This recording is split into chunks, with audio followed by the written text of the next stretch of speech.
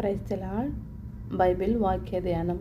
క్రీస్తు శరీరమందు శ్రమపడెను కనుక మీరును అట్టి మనస్సును ఆయుధముగా ధరించుకొనుడి. శరీర విషయంలో శ్రమపడిన వాడు శరీరమందు జీవించి మిగిలిన కాలము ఇక మీదట మనుజాలను అనుసరించి నడుచుకొనక దేవుని ఇష్టానుసారంగానే నడుచుకొనున్నట్లు పాపముతో జోలి ఇక ఏమీయూ లేక ఉండును. మనము పోకిరి చేష్టలు, దురాశలు, మద్యపానము, అల్లరితో కూడిన ఆటపాటలు, త్రాగుబోతు విందులు చేయదగని విగ్రహ పూజలు మొదలైన వాటి యందు నడుచుకొనుచు అన్ని జనులకు ఇష్టమైన నెరవేర్చుచుండుటకు గతించిన కాలము చాలను. అపరిమితమైన ఆ దుర్వ్యాపారములు తమతో కూడా మీరు పరుగెత్తకపోయినందున వారు ఆశ్చర్యపడుచు మిమ్మును దూషించుచున్నారు.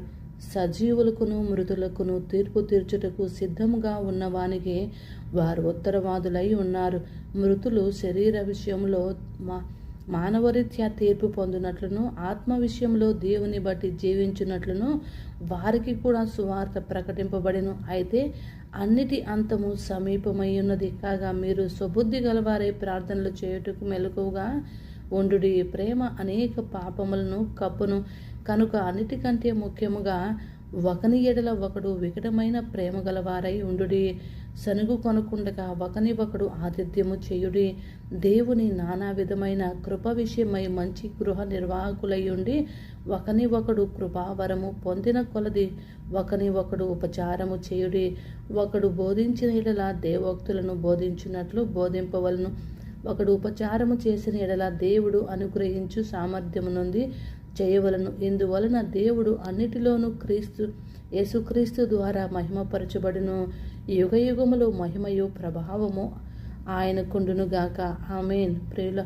ప్రియులారా, మిమ్మును శోధించుటకు మీకు కలుగుచున్న అగ్ని వంటి మహాశ్రమను గురించి మీకేదో ఒక వింత సంభవించినట్లు ఆశ్చర్యపడుకురి.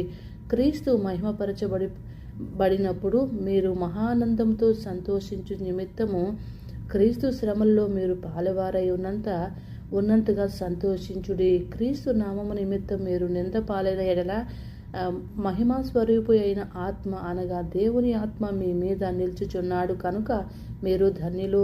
మీలో ఎవడను నరహంతకుడుగా కానీ, దొంగగా కానీ, దుర్మార్గుగా కానీ, పరుల జోలికి పోవాడుగా కానీ బాధ అనుభవింప తగదు. ఎవడైనను క్రైస్తవుడైనందుకు బాధ అనుభవించిన ఎడల అతడు సిగ్గుపడక ఆ పేరును బట్టియే దేవుని మహిమపరచవలను. తీర్పు దేవుని ఇంటి యొద్ద ఆరంభము కాలము వచ్చి ఉన్నది. అది మన యొద్దనే ఆరంభమైతే దేవుని సువార్తకు